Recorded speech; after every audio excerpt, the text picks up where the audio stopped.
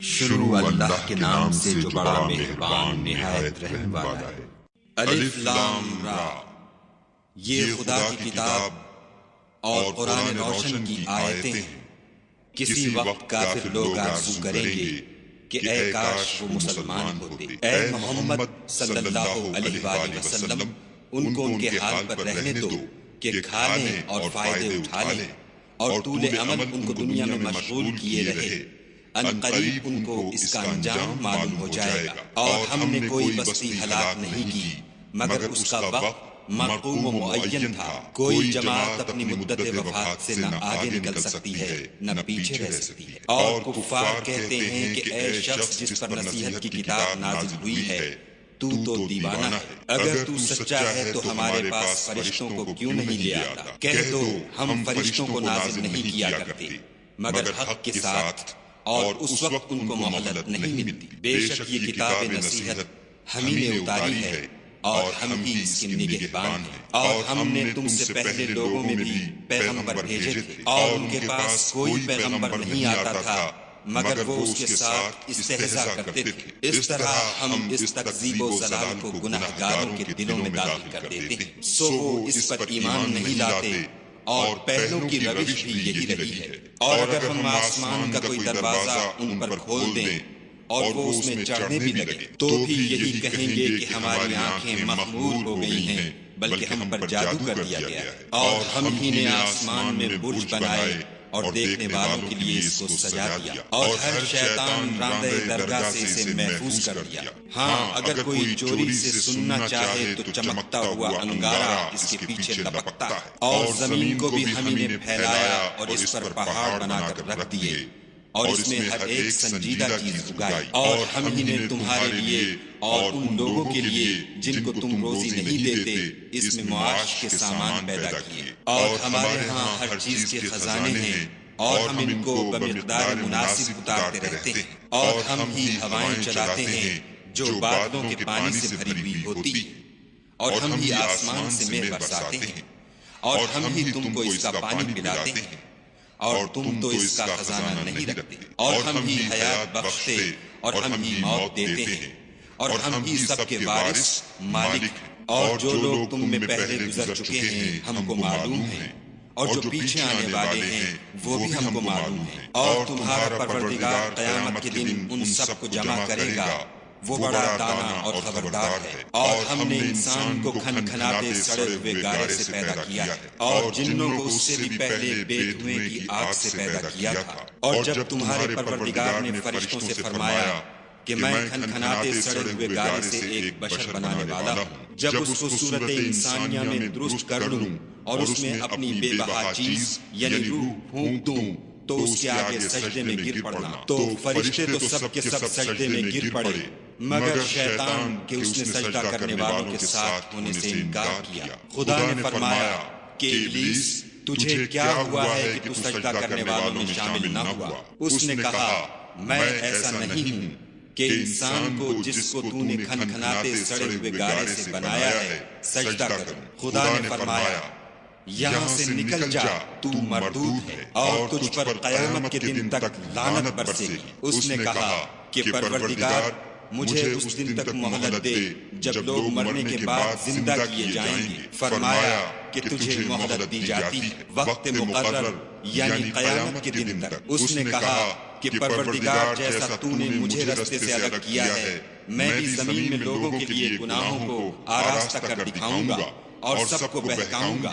ہاں ان میں جو تیرے مخلص بندے ہیں ان پر قابو چلنا مشکل ہے۔ خدا نے فرمایا کہ مجھ تک پہنچنے کا یہی سیدھا رستہ ہے۔ جو میرے مخلص بندے ہیں ان پر تجھے کچھ قدرت نہیں کہ ان کو گناہ میں ڈال سکے، ہاں بدراہوں میں سے جو تیرے پیچھے چل پڑے۔ اور ان سب کے وعدے کی جگہ جہنم ہے، اس کے 7 دروازے ہیں، ہر ایک دروازے کے لیے ان میں سے جماعتیں تقسیم کر دی گئی ہیں۔ جو متقی ہیں وہ باغوں اور چشموں میں ہوں گے، ان سے کہا جائے گا کہ ان میں سلامتی اور خاطر جمع سے داخل ہو جاؤ، اور ان کے دلوں میں جو کدورت ہوگی ان کو ہم نکال کر صاف کر دیں گے، گویا بھائی بھائی تختوں پر ایک دوسرے کے سامنے بیٹھے ہوئے ہیں، نہ ان کو وہاں کوئی تکلیف پہنچے گی اور نہ وہ وہاں سے نکالے جائیں گے۔ اے پیغمبر صلی اللہ علیہ وآلہ وسلم، میرے بندوں کو بتا دو کہ میں بڑا بخشنے والا اور مہربان ہوں، اور یہ کہ میرا عذاب بھی درد دینے والا عذاب ہے۔ اور ان کو ابراہیم کے مہمانوں کا احوال سنا دو۔ جب وہ ابراہیم کے پاس آئے تو سلام کہا، انہوں نے کہا کہ ہمیں تو تم سے ڈر لگتا ہے۔ انہوں نے کہا کہ ڈریے نہیں، ہم آپ کو ایک دانش مند لڑکے کی خوشخبری دیتے ہیں۔ وہ بولے کہ جب مجھے بڑھاپے نے آ پکڑا تو تم خوشخبری دینے لگے، اب کاہے کی خوشخبری دیتے ہو؟ انہوں نے کہا کہ ہم آپ کو سچی خوشخبری دیتے ہیں، آپ مایوس نہ ہوجیے۔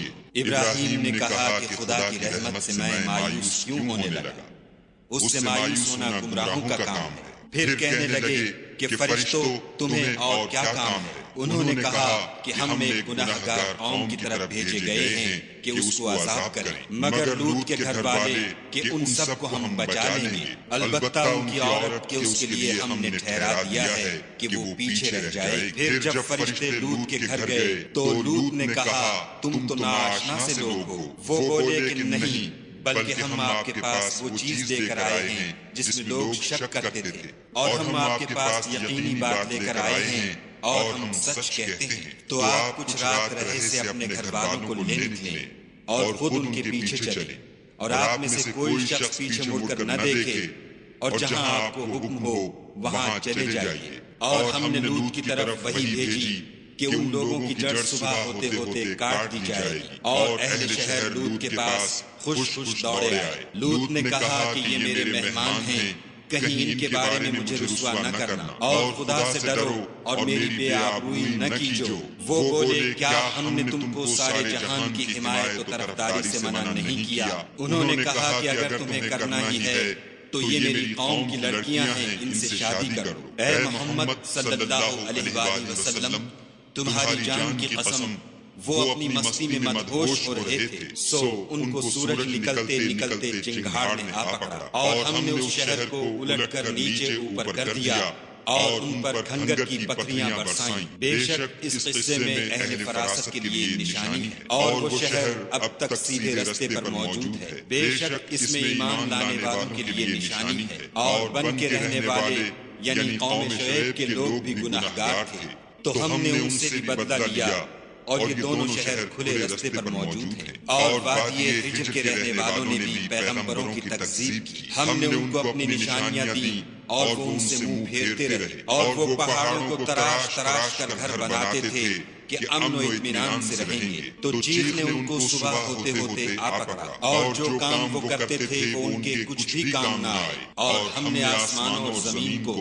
اور جو مخلوقات ان میں ہے اس کو تدبیر کے ساتھ پیدا کیا ہے، اور قیامت تو ضرور آ کر رہے گی، تو تم ان لوگوں سے اچھی طرح سے درگزر کرو۔ کچھ شک نہیں کہ تمہارا پروردگار ہی سب کچھ پیدا کرنے والا اور جاننے والا ہے۔ اور ہم نے تم کو 7 آیتیں جو نماز میں دوہرا کر پڑھی جاتی ہیں، یعنی سورہ الحمد اور عظمت والا قرآن عطا فرمایا ہے، اور ہم نے کفار کی کئی جماعتوں کو جو فوائد دنیاوی سے متمتع کیا ہے، تم ان کی طرف رغبت سے آنکھ اٹھا کر نہ دیکھنا، اور نہ ان کے حال پر تعصب کرنا، اور مومنوں سے خاطر اور تواضع سے پیش آنا، اور کہہ دو کہ میں تو اعلانیہ ڈر سنانے والا ہوں، اور ہم ان کفار پر اسی طرح عذاب نازل کریں گے جس طرح ان لوگوں پر نازل کیا جنہوں نے تقسیم کر دیا، یعنی قرآن کو کچھ ماننے اور کچھ نہ ماننے سے ٹکڑے ٹکڑے کر ڈالا۔ تمہارے پروردگار کی قسم، ہم ان سے ضرور پرسش کریں گے